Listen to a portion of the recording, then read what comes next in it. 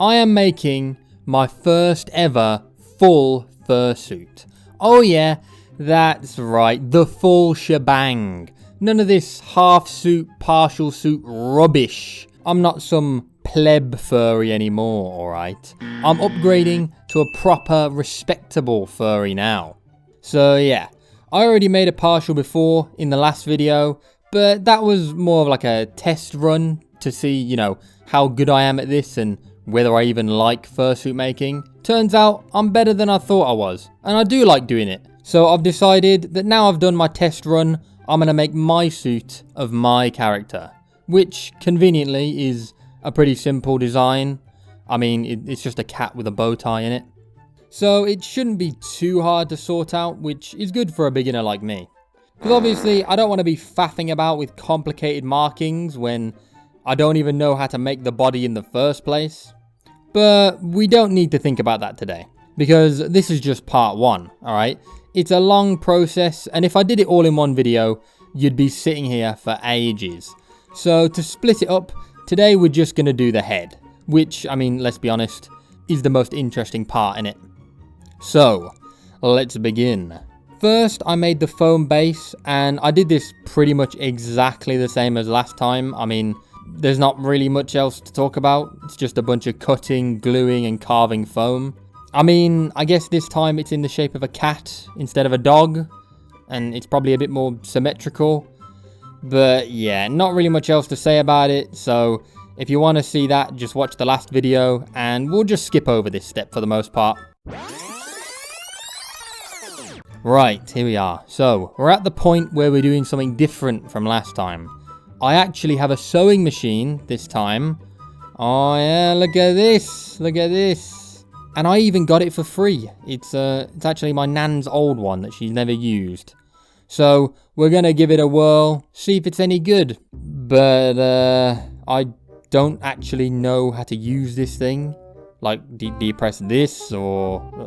Hang on a minute. A few moments later.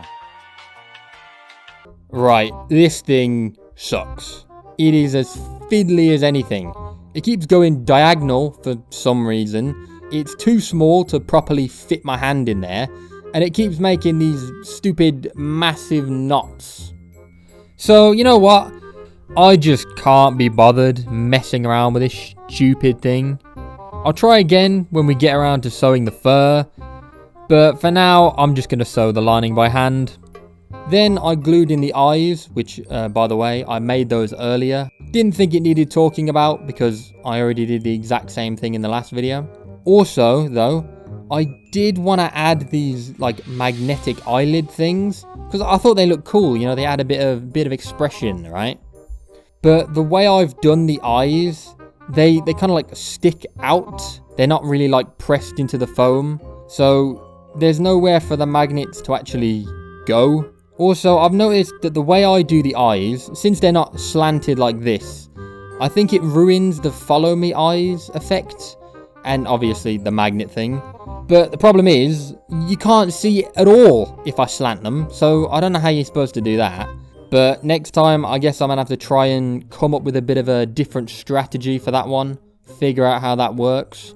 But for now, looks like there's no magnets for me. Then after that, I taped it all up, got the pattern done. And I realised that this is black fur. I can't write on this. It's black. I literally made the exact same mistake in the last video. Shocking, alright? I don't know how I didn't see this coming. Last time I managed to kind of get around it because it was just for the lining, which it's only a small bit of fabric anyway, so I kind of got away with it. But I'm not getting around it this time. I mean, look at how much damn fur I have. There is no way I'm finagling my way out of this one. So I had to do it the proper way, and I quickly went to the shop and I got this tailor's chalk, right?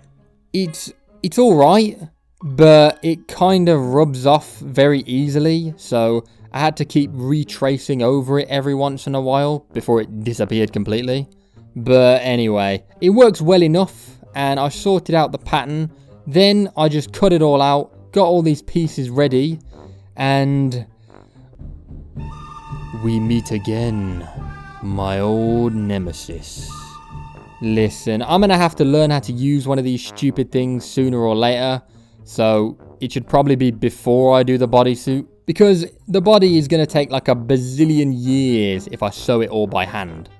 At least this time I'm working with fur and not stupid fiddly spandex. Or I would say that. If I could even get the fur to fit in the stupid machine, it doesn't even fit under the damn thing. So I literally can't use this machine anyway. What a scam. I'm definitely going to have to get a better one for the bodysuit. At least it wasn't much of a loss since this thing was free anyway. So I suppose it's not too bad. All of you who know how to use a sewing machine are probably laughing at me right now, aren't you? But cut me some slack, mate. I've never had to do this before. How about this to all you experts out there who think you're so slick? Tell me in the comments, what even is a good sewing machine for fursuit making? Because I have no idea. And I'll have a look and I'll pick out a nice one for next time. But anyway, back on track, back to making the head. Now I was on to the final finishing touches, alright? Like the tongue, which I used the, the good old penny trick, same as last time. And I almost used this thing. It's like an American scent. I don't even know how I got this because I live very damn far away from America. Don't know where that's come from. But, I mean, it's pretty cool, I guess. Probably pretty boring to any Americans watching, though. Which, now that I think about it, is probably most of you. Then after that, I did the black rings around the eyes, which I think I did much better than last time. I made them a lot thicker and that made it easier to securely stick them on. But then, finally, I wanted to do like the little hair puff thing. But this fur is actually different from last time. Even though both times I ordered long pile fur, for some reason this black and white fur is shorter than the grey fur was. I mean, I'm not really complaining because it's actually really good for cat fur. And it actually feels very high quality, a lot better than the grey one. But it does mean that the hair puff won't be very puffy. So I guess he doesn't get one. But next time I definitely need to get samples, alright? I understand why that feature exists now. Because if I bought all of this fur and I wasn't making a cat, I would be so pissed, alright? This fur cost me 250 quid all on its own.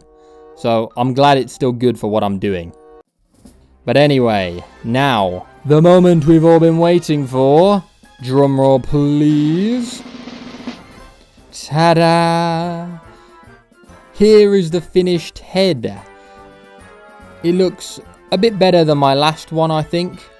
I mean, I didn't really add anything new, per se. I obviously did plan on adding the magnetic eyelids, but as you saw, that didn't really work out. Although, there is one little issue. Some parts of it are a bit creased, like the fur didn't exactly fit on the head. I reckon this is because I cut it out with seam allowances, thinking that I was going to use the sewing machine. But then in the end, I hand sewed it anyway.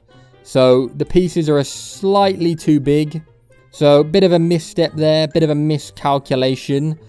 But at least I know what I screwed up on and I can easily fix that next time. Oh, and of course, hang on.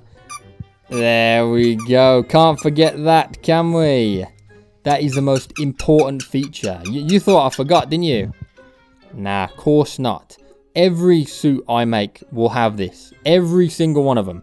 Even if someone commissions me and they specifically ask for no squeaker, they're getting a damn squeaker, alright? They don't have a choice. But anyway, so yeah, that's the head. Next video, I'm going to be making the bodysuit. So you're going to see me all wrapped up in tape, making the duct tape dummy. And probably struggling with the sewing machine again. So subscribe for that. And see ya. Wouldn't want to be ya.